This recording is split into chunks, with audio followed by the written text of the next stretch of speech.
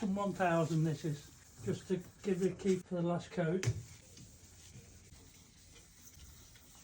If you don't get a smooth surface from the word go, you are struggling.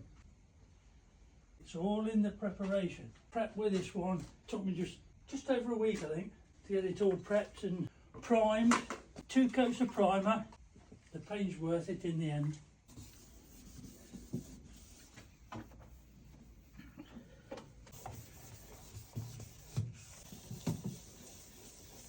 Then everything's had 7 coats then. The undercoat, on the second coat of undercoat, I put just a little bit of finish coat in it. It helps flow out. It slows the undercoat down a little bit. That's just me.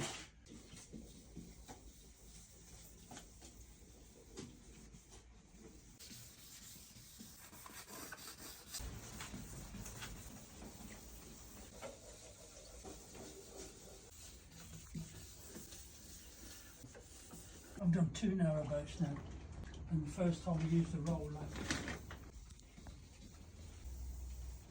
So how long have you been coach painting for Me? then?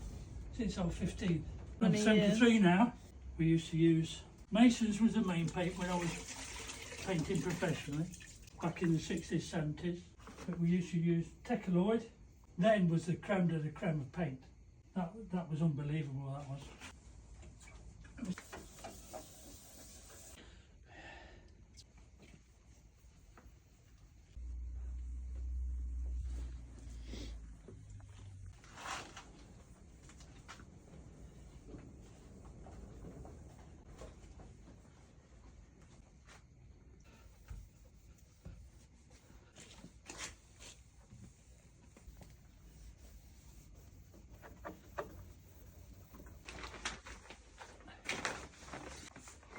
Always keep brushes, I do, in water overnight. Just helps them out. And then give them a good rinse through before the next coat. And what you do is you spin it out. So you get all the rubbish out of the brush.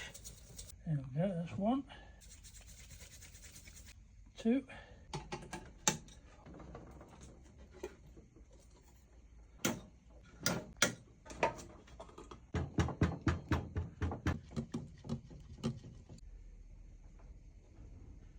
What I've got in here is enough paint to paint this vehicle again in this litre. So all I'm adding is this clear coat straight to this paint, which is it's not quite half a litre. It's not quite a 50-50, but it's not far off. That's just a little bit too thick, yeah? So what we're going to do, and that helps it flow out, just helps it flow a little bit more. You only want a little drop. If when you're painting you find that it's going off too quick, you can always add a little bit more. It's best to add a little bit than put too much in. Sometimes I'll add thinners, but I don't think this needs any. I normally go and ask the good lady if she's got any stockings or, well, tights, and I'll use old tights. Always have done, never bought anything else.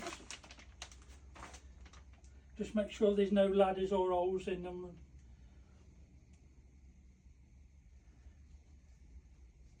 Stood a while, and how dark that's gone. Yeah, the pigment. And then we'll stir it up.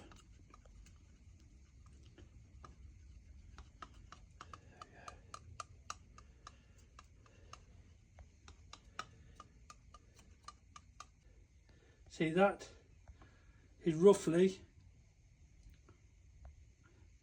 the thickness that you need. And when you're putting it on, you will know. You will definitely know. Put that back in there, then we can strain it through again.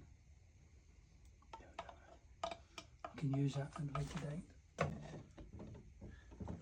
See, I started with a litre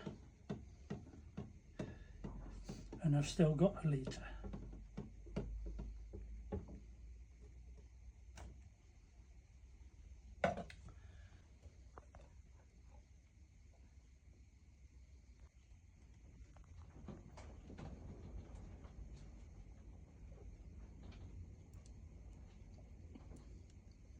That is about, that's about the correct viscosity, that is. It's not far away.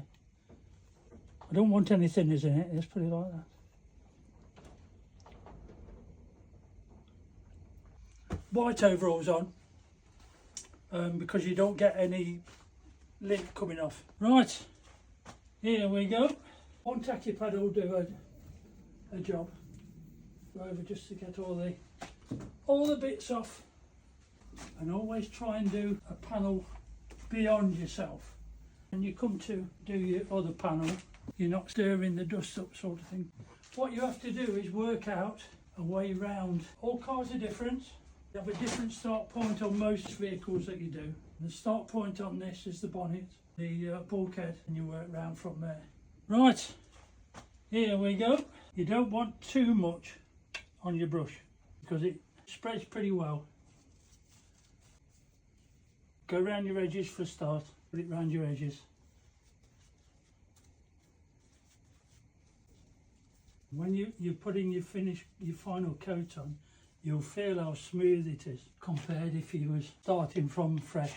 What you do with the louvers is put some on your brush, obviously, and then you start there. You just work round like that. Just not too much paint. You don't put round a louver. You don't put too much paint on, otherwise that's when you start getting problems. It starts running down. Every job's different. Every panel's different. And you just have to try and work things out. Paint on the brush, it'll go a long way. What we do with this is just come down the louvers all nice. Just follow it all the way down. Just when you want there. Wipe your brush out for the excess paint. And then just a little, not too much on the louvers, obviously wipe all your paint off. So what you do with the edge, you just go across the edge like that, just to neaten everything off. Down as far as that.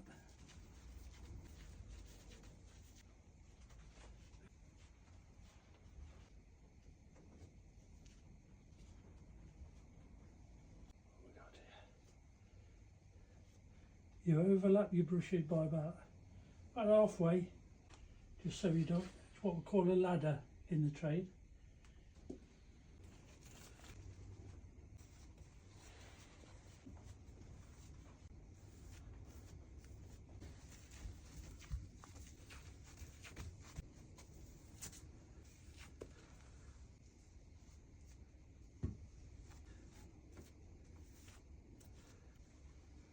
Nice and light again.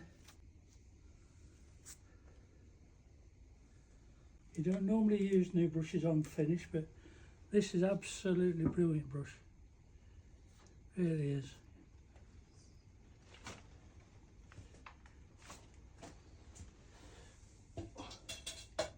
As you spread the paint round, it spreads into the bristles anyway. You've already got plenty of paint in there.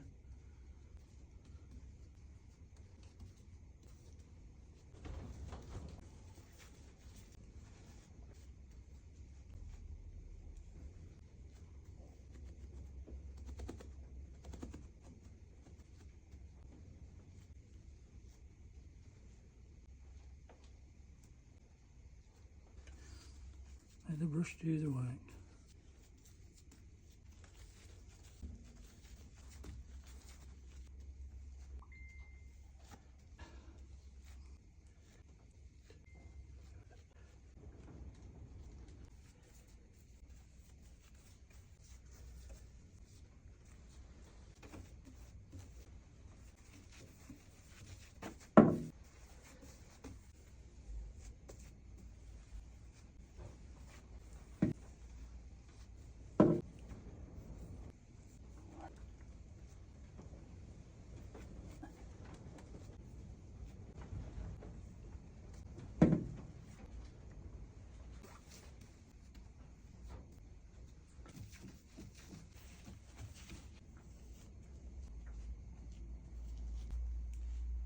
thing is, you haven't got to be frightened of it.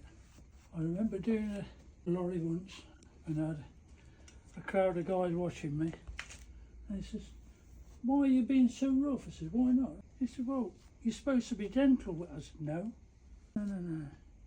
So you're coming across where you finished the last time, so you've got a straight line coming across there, so you finish your brush edges on that side, and then just finish with an inch coming down there, and that neatens everything off, you see. And we'll do the other side. See, this time I've got beading to go round. So what you do with this one is you go over the beading onto your next panel. Very, very careful that you don't get the bonnet. Start again from the other wet edge and work around it. It gets blended in. See how the colours changed already? I've only just finished that on them two. And if you weren't used to it, if you didn't know, you think, hello, what have I done wrong? Different metals, you get different finishes, believe it or not. If you've got a fiberglass finish, I mean, this has gone like a mirror. A fiberglass panel, that's a beautiful finish again. Brush marks is mainly if you don't put enough thinners in it, or you're using a cheap brush. Brushing is everything, and if you've renovated something and you want something to look really nice, then you've got to get some really, really decent brushes. Brush marks is if you've got your paint too thick. I've been doing it years, so I know what's what. If you've never done anything like it, you'll get some guys who'll say, "Oh, it's got to be such and such viscosity." It depends how warm it is. I won't paint in the summer, not where I am. It gets too warm. If it gets too warm, the paint will be gone off before you've done anything. That way the paint won't flow out. That's when you get your brush marks. Brush marks is when your paint don't flow out. If you're not used to it, just try and get an old panel or something and just experiment. That's all it is, it's just experiment. And then your panels. These are Hamilton Perfection, I think, huh? Hamilton Perfections. I mean, this is just an inch and a 3-inch. I've got the 2 inches in black. That's for doing the wings and things.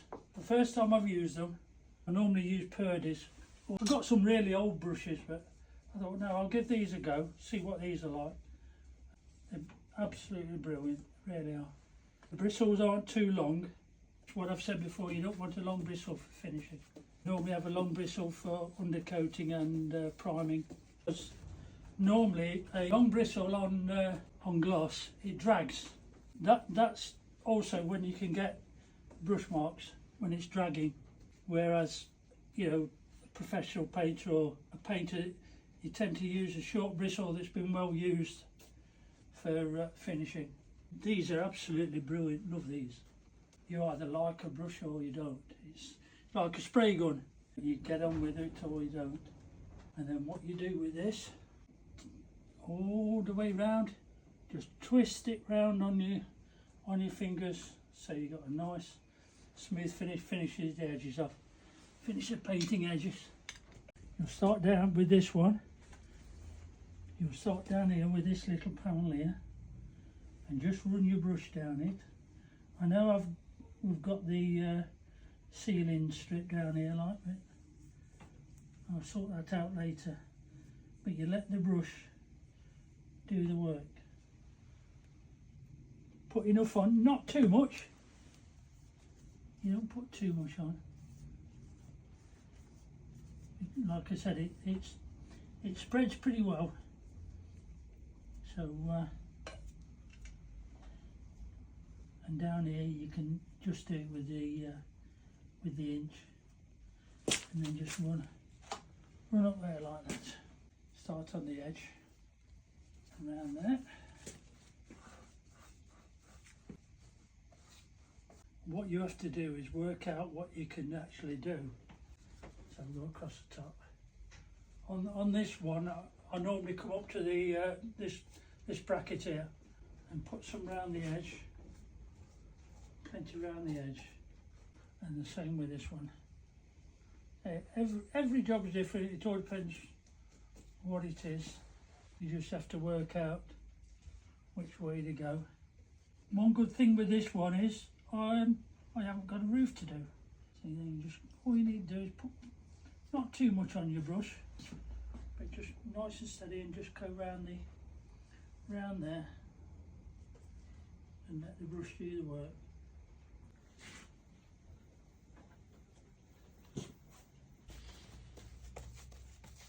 What we do here a lot is where you've got something like that is do it first, then you just come straight up and straight down like that.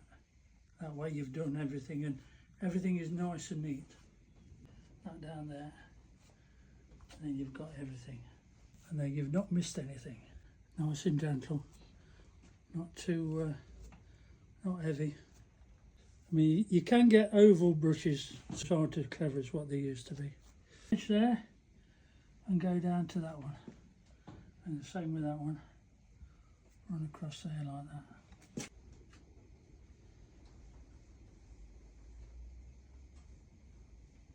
They used, then I went to, I tried, and that's hard work. That's hard work, like, you know, mate.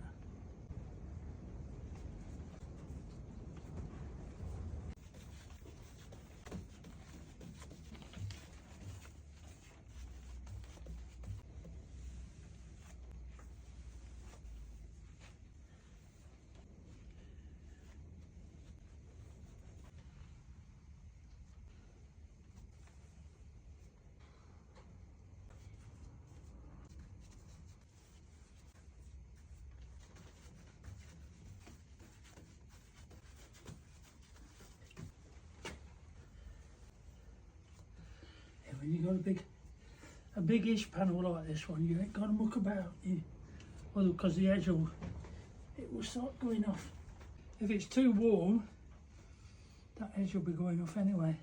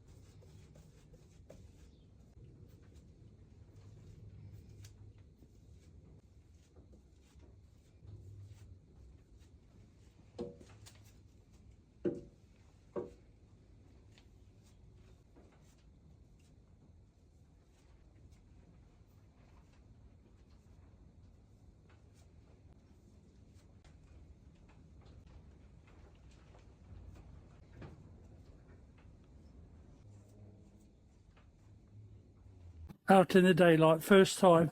So it looks different now. Looks really, really, really nice now. Well pleased with that. Believe it or not, it is a pastel blue. It's in the daylight and it is a pastel blue. When you got it inside, it's more green. Well chuffed with it.